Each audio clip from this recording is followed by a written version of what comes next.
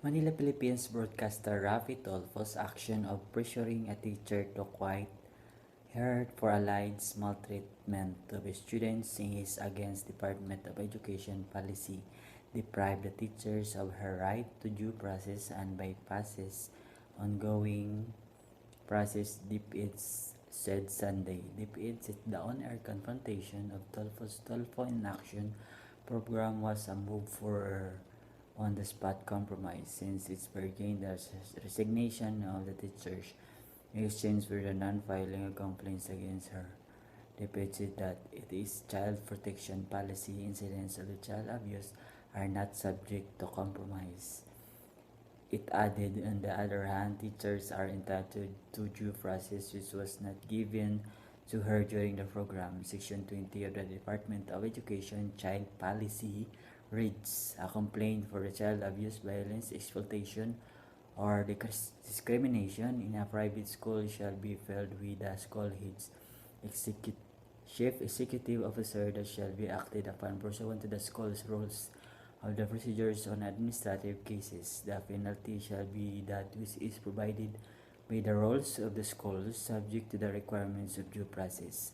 Schools are second home to learners, while teachers are their second parents. We entrust our children to the institutions and teachers, DepEd said.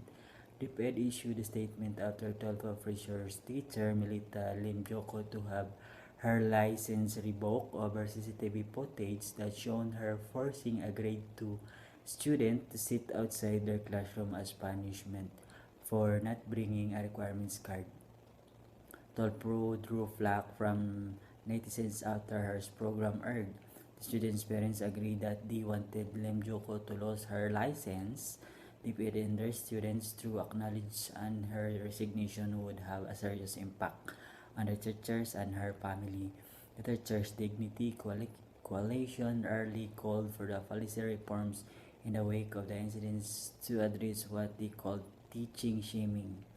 DepEd Undersecretary Annalyn Sevilla on her Facebook page assured the public that the case is being handled by DepEd, but the law prohibits disclosing details pertaining to investigative proceedings.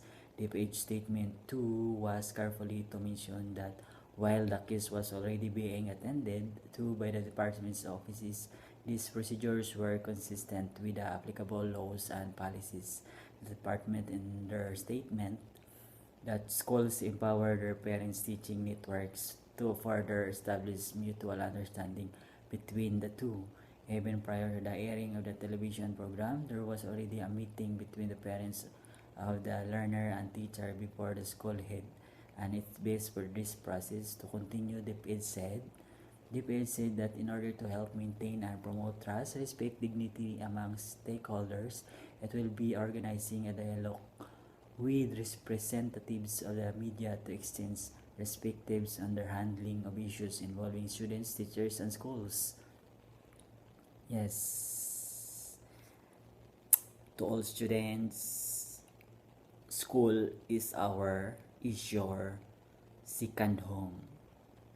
If the teachers discipline you, if the teachers tell something about for your good, just follow. Don't retaliate them, because teachers have done already their effort.